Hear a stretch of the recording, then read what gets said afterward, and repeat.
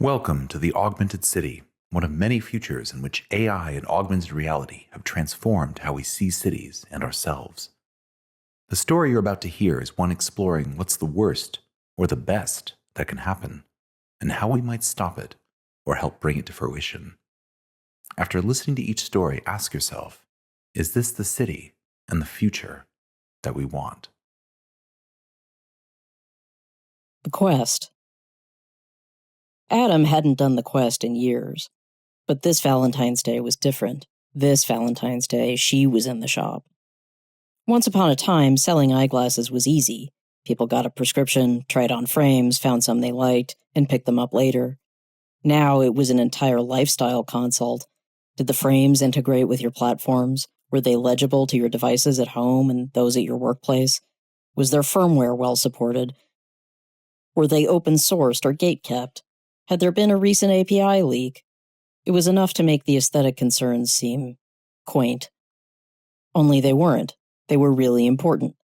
But Adam was a platform integration guy. He didn't care about style, which was why the company hired Elle. Elle cared. A lot.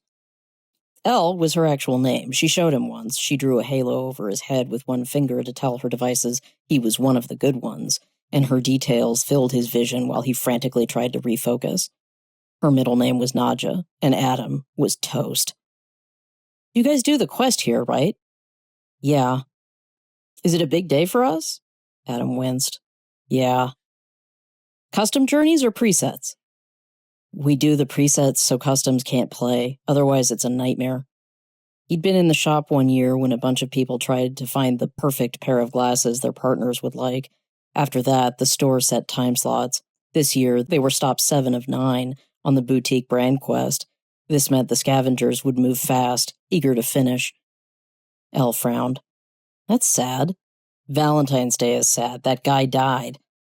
Valentine and valor share a Latin root. The quest is about being brave. We should support bravery. She's right, said the customer, watching her partner try on frames. We did it. The quest. It worked. Oh? She sounded so sweet sometimes. It let me say things I couldn't say in person, tell stories about my life here, to see if he could handle them. I handled him just fine, her partner said, and picked up a pair of Theos with bone arms. On her way out, the customer floated a review his way. It was 5 stars, and it said, "Tell her." On Valentine's Day, Adam woke up to a quest in his personal box. It was anonymous, but it had survived filtration, which meant the sender had a passphrase. The first puzzle was open-ended. The perfect organism is...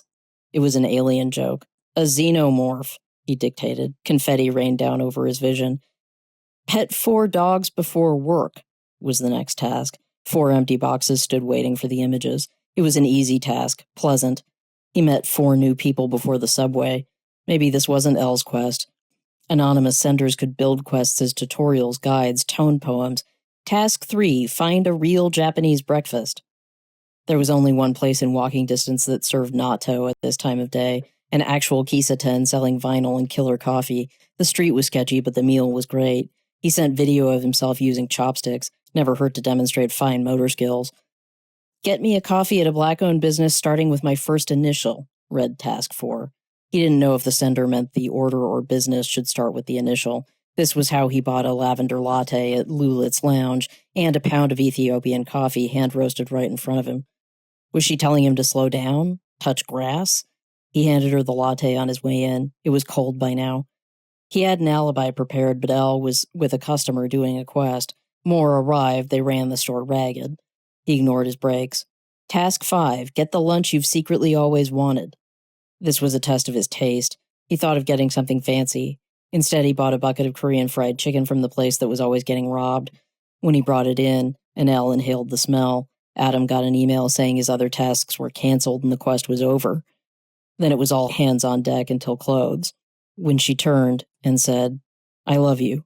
Now hurry up so we can leave. I'm Greg Lindsay, and you've been listening to The Augmented City, a new report by the Urban Tech Hub at Cornell Tech's Jacobs Institute on the threats and opportunities of AI and augmented reality at urban scale. The report was written by me, Greg Lindsay, with stories by Madeline Ashby and illustrations by Rausch. Click the link in the show notes to download the report and more stories like this one.